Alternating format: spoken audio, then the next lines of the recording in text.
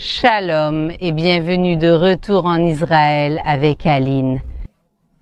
Aujourd'hui, nous sommes à Qumran, en plein milieu du désert de Judée, et c'est ici que les manuscrits de la mer Morte ont été découverts. Nous allons découvrir comment était la vie dans cette ville et qui a écrit la plus ancienne copie de la Bible jamais trouvée. Alors, si vous êtes prêts, commençons. Nous marchons dans les ruines de la ville de Qumran. C'est ici que les manuscrits de la mer Morte ont été écrits. Ils sont si célèbres et sont considérés comme l'une des découvertes archéologiques les plus importantes de tout le XXe siècle. L'existence de Qumran n'était pas un secret. Nous avons des récits datant du milieu du XIXe siècle d'archéologues et de voyageurs qui passaient par ici.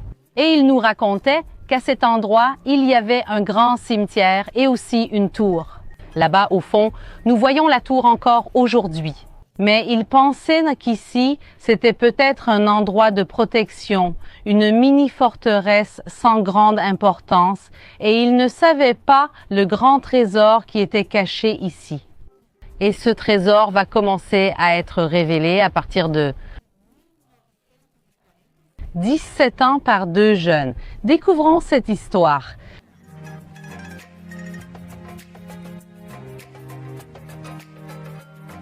Nous marchons dans le désert de Judée et ici, le climat est extrêmement inhospitalier.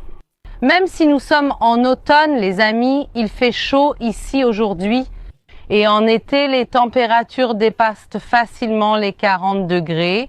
Et maintenant, je ne sais pas si vous voyez, il commence à y avoir du vent ici, parce que dans un petit moment, il va aussi commencer une tempête de sable.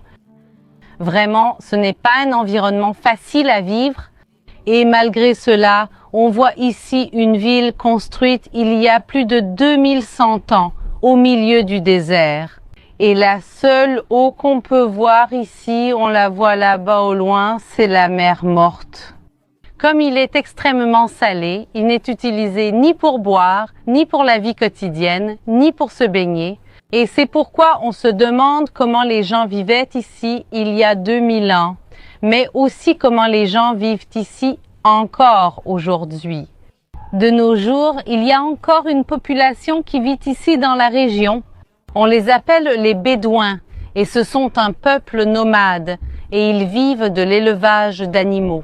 Alors, ils parcourent le désert ici avec leurs animaux, cherchant de petits endroits avec des buissons et des pâturages. Les animaux mangent et ainsi ils se déplacent vers le prochain endroit, et ainsi ils vivent ce mode de vie si différent. Et justement, deux Bédouins sont les protagonistes de notre grande découverte.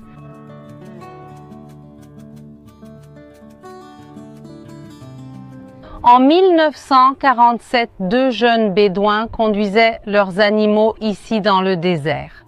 Et un animal va s'enfuir et s'approcher d'une grotte.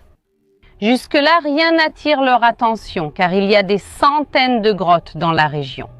Et comme un bon berger, il va jusqu'à cette brebis, il va jusqu'à cet animal pour la chercher à l'entrée de cette grotte. Et lui, en cherchant la brebis, il va trouver deux jarres anciennes et il espère peut-être trouver un grand trésor, quelque chose de précieux à l'intérieur. Il ouvre ces jarres, regarde à l'intérieur et voit des parchemins. C'est sûr, il a été un peu déçu, mais il ne savait pas que ce qu'il avait trouvé était bien plus précieux que tout l'or qu'il aurait pu avoir.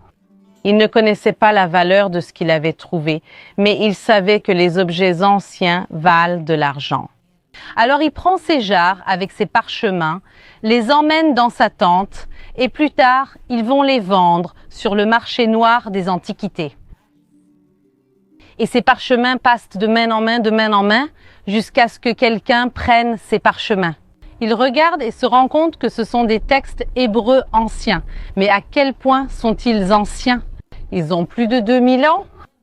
Et alors, les archéologues du monde entier commencent à découvrir les trésors qui seraient enfouis ici. Alors, des fouilles archéologiques commencent ici dans les grottes et aussi dans la ville. la ville de Qumran. Ils comprennent que Qumran ne pouvait pas être seulement une petite forteresse avec un cimetière et qu'il devait y avoir quelque chose de bien plus grand et de bien plus important par ici. Et en effet, il y avait bien plus que ce qu'ils attendaient. Ils ont trouvé dans les grottes plus de 900 parchemins divisés en milliers de morceaux. Et nous allons parler de ces parchemins dans un petit instant. Mais avant cela, je veux vous montrer la ville de Qumran qui a été découverte grâce aux parchemins. Et vraiment, ce qu'on a trouvé ici est surprenant. Venez avec moi, vous allez être fascinés aussi. Allons-y.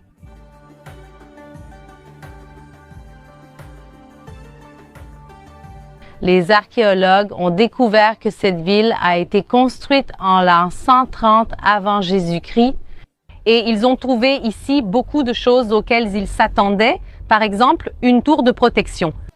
Mais il y a certaines choses que l'on peut qualifier de différentes et surprenantes. L'une d'elles se trouve ici. Nous voyons ici un bain rituel.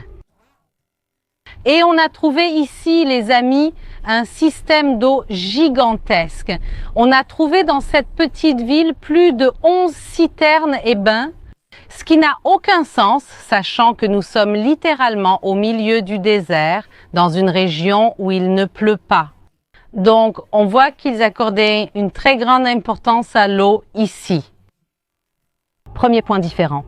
Le deuxième point, c'est que lorsque le cimetière qui se trouvait ici a été fouillé, il y avait plus de 1000 personnes enterrées dans ce cimetière, ce qui fait énormément de monde pour une communauté aussi petite. Et pratiquement toutes les personnes enterrées étaient des hommes.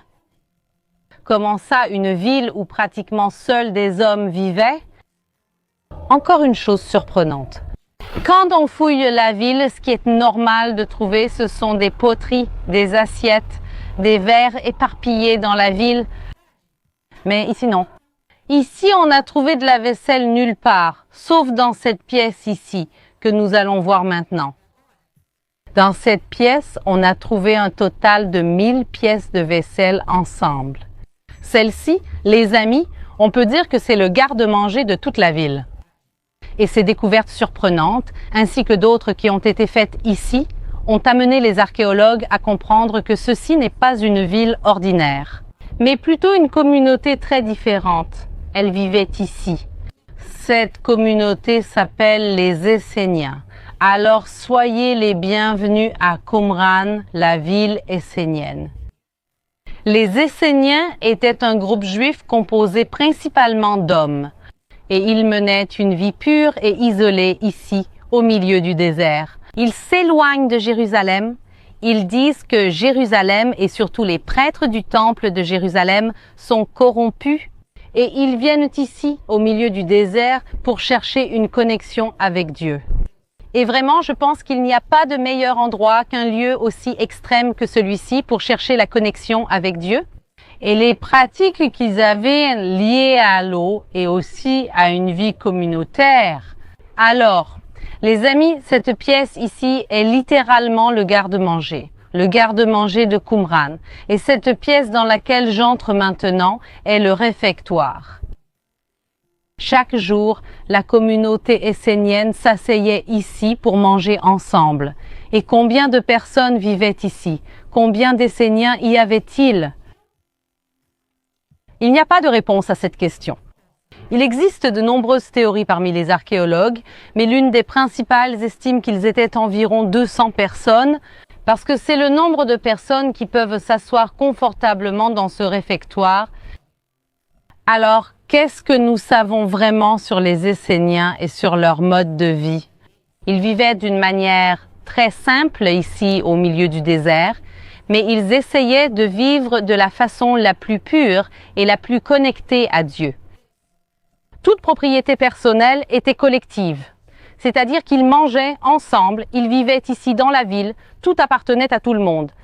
La purification personnelle se faisait aussi par l'eau. Et c'est pour cela qu'ici nous voyons ce bassin d'eau, ce bain rituel que nous appelons mikvé en hébreu, c'est là qu'ils entraient dans l'eau pour se purifier. Mais de tout ce que nous avons trouvé ici à Qumran, sans aucun doute, L'endroit le plus important est la salle des scribes. Et c'est là que nous allons, les amis. Parce que je sens la tempête de sable approcher. Alors allons-y vite avant d'être couverts de sable ici au milieu du désert. Allons-y. Vous pouvez voir qu'il y a plein de groupes tout autour de nous. Qumran, de nos jours, est une attraction touristique. C'est un parc écologique très célèbre en Israël. Mais avant de passer au scribe, je voulais juste vous montrer quelque chose de rapide, qui est incroyable. Ici, nous voyons l'un des bains rituels et, encore une fois, nous sommes en plein désert. Ici, il ne pleut pas. D'où tirait-il de l'eau, non seulement pour un bain rituel, mais pour avoir 11 systèmes d'eau ici? D'où venait l'eau? Ici, il ne pleut pas, donc on ne peut pas remplir une telle piscine avec l'eau de pluie. Mais certains jours de l'année, il pleut beaucoup dans la région de Jérusalem, qui est cette région dans les montagnes. Et quand il pleut suffisamment, une partie de cette eau s'écoule depuis Jérusalem et elle traverse le désert jusqu'à se jeter dans la mer morte. Et qu'est-ce que cette population SN a réussi à faire? C'est de profiter des rares jours de pluie par an où cela arrivait et de détourner l'eau de cette pluie vers leur système d'approvisionnement en eau. Ici, les gens, sans aucun doute, pour eux, c'était une purification spirituelle, mais pas nécessairement physique. Pourquoi? Imagine si l'eau n'entre ici que 2 ou 3 jours par an et qu'ils suivent les mêmes 200 personnes utilisant le même système d'eau. Après quelques mois, peut-être que l'eau ne sera plus aussi propre et il n'y a aucune garantie que ce phénomène se produira chaque année. Donc, en réalité, ils utilisaient l'eau pour la purification spirituelle et pas nécessairement physique. Mais approchez-vous, venez près de moi et regardez que sur les escaliers qui descendent, il y a une séparation. Vous voyez cette séparation? Pourquoi? Littéralement, question pratique, les personnes qui descendaient étaient vues comme impures, celles qui montaient comme pures, créant ainsi une division. D'un côté, les gens descendaient et de l'autre côté, ils montaient. Alors ici, on voit l'un de ces bains rituels. Mais comme promis, allons maintenant dans la salle des scribes.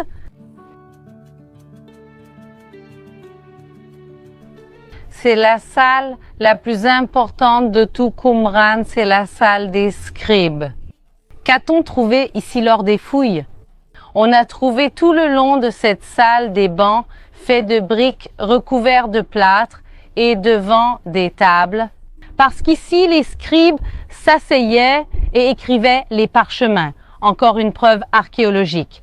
Ce sont de petits ustensiles d'encre qui ont été retrouvés. Mais pourquoi la salle s'appelle-t-elle la salle des scribes et non la salle des parchemins? Parce qu'aucun parchemin n'a été retrouvé ici, ni dans aucun autre endroit de la ville de Qumran. Les plus de 900 parchemins découverts, tous sans exception, ont été trouvés dans les grottes. Pourquoi? Parce qu'en l'an 66, après moi Jésus-Christ, les Juifs fatigués de l'oppression romaine vont déclarer la guerre, rébellion. Et les Romains alors vont détruire Israël. Ils vont commencer à détruire Israël du nord au sud, ville après ville.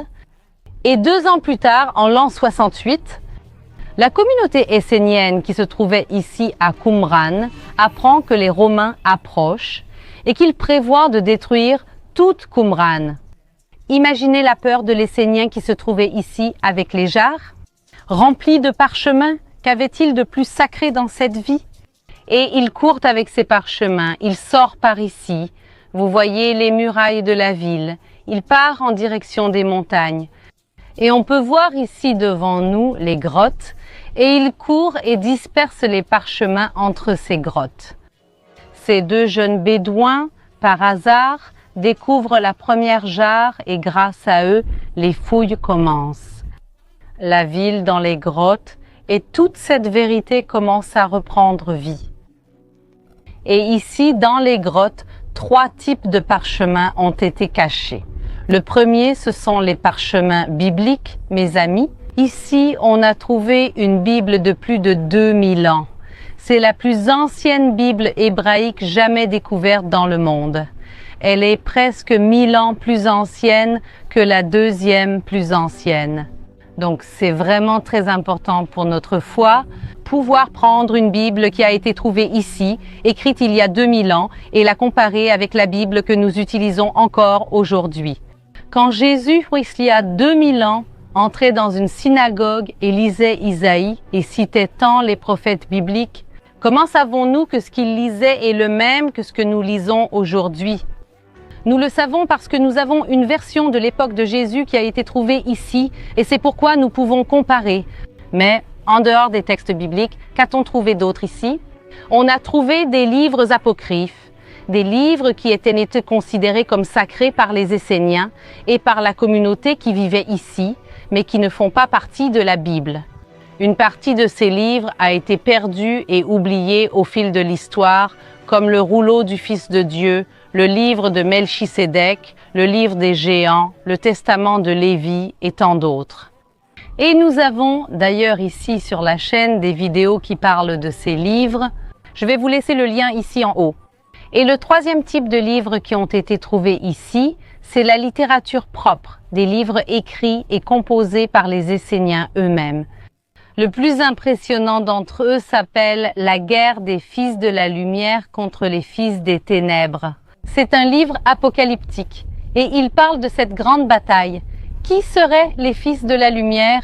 Les Esséniens eux-mêmes. Et c'est la raison pour laquelle ils vivaient ici, au milieu du désert. Regardez où nous sommes, les amis.